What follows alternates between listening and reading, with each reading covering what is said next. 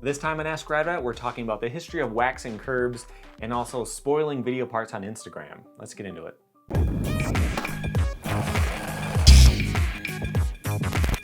Welcome back to Radrat Video, the channel where you can learn something new about skateboarding 3 times a week.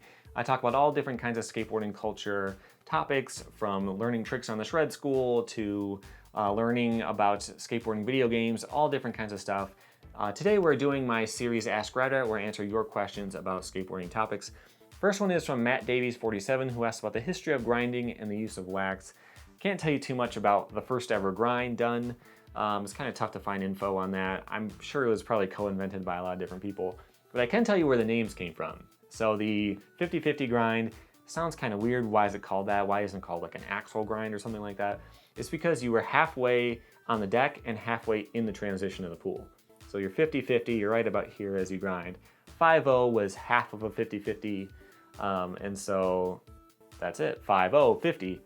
So that's where that came from. It does make more sense that it would be like pivot grind. Some people still call it that, but anyway, that's where that came from. I don't know too much else, but I can tell you about the use of wax. So there is a Mike Carroll Weekend Buzz video where they asked him about how things were back at Embarcadero back in the day. And using wax there was completely forbidden by the other skaters. You came in with a block of wax and they would not let you use it. They would just tell you to go faster. And it's kind of interesting because I never really noticed this. I've seen this spot in a million videos and you don't see any of the ledges blackened like you see today. And it was kind of weird that I had never really noticed that before. And he said that the only thing you were allowed to do, you couldn't bring wax, but if you brought a Slurpee cup, there's a very thin wax film around it, and you could rub the Slurpee cup on the ledge and you can get a tiny bit of wax out of it that way.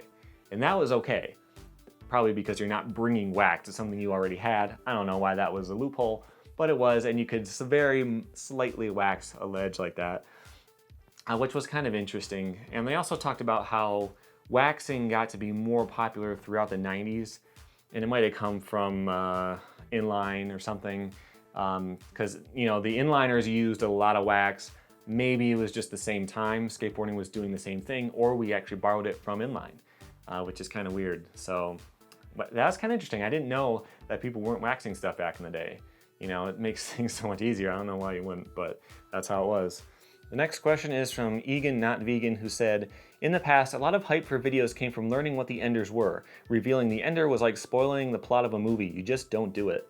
These days, it's more common to see the ender posted on social media as a way to promote the part. What are your thoughts on this trend? So I definitely see what you're talking about, although I don't think that's all that common. There was that recent Shane O'Neill Nike SB video, and there are a couple things different from the way things are done now from back in the day. Like that part in particular, I knew that it was coming a couple of days before it came out, but there wasn't this huge buildup, at least that I knew about.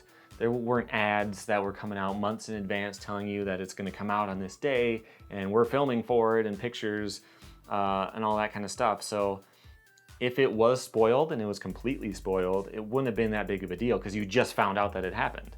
But the way that they did promote it was actually pretty cool.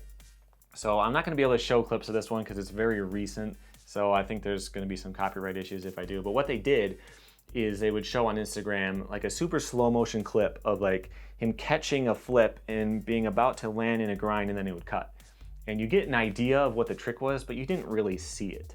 You knew that you might have been able to figure out by the way he caught it what it was on paper, but you didn't actually see the way that it flowed and if he did something out of it at the end or something like that. So it wasn't spoiled. That was a really good way to tease it. But even if they did straight up spoil it, it wouldn't have been as big of a deal. One of the big differences, I think, is the fact that there aren't as many high watermark spots like there used to be. I'm talking like Carlsbad. You know, if someone did a kickflip down Carlsbad, someone did a frontside flip, and then Jeremy Ray comes and frontside 360s it. If you heard about that before seeing it, that would kind of suck because that would have blown your mind if you didn't know that it was coming. But if you heard about it from your friends, they would kind of spoil the ending. There's another good example was Ryan Sheckler with the backside flip down El Toro. If you remember that, that was another good example of spoiling because when they were filming the Plan B video, everyone knew that he had done it. people said that he saw it happen, that they were there and they saw him backside flip it, and it was going to be in his video part. And then the part came out and he didn't do it, which was kind of interesting because everyone was expecting this and they knew he had done this crazy trick and it wasn't there and it was ruined. And it was like, oh, so he just did that, okay, whatever.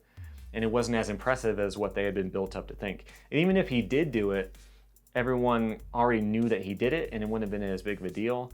So there is something to be said for that for sure, but I think it only really applies to those kind of spots, those big famous spots that you can step up and do the biggest thing ever done down it compared to the guy before you. So something like that, Carlsbad, El Toro, whatever, those kinds of spots, if that's the ender and that's spoiled, that really sucks. But if it's like a 8-stair rail that people skate all the time, and it's just a really cool trick, it doesn't really ruin the part to hear about it in advance.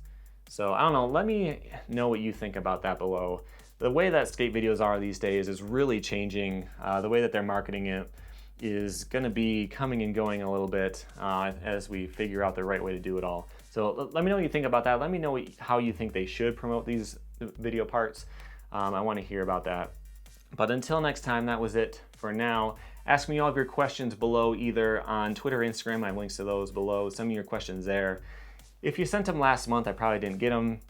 Oh, sorry about that. Just try to send them again and I'll get to them as soon as I can. That's it for now. Watch some of these other videos I did recently. You can tap my logo on screen to subscribe, and thank you for watching.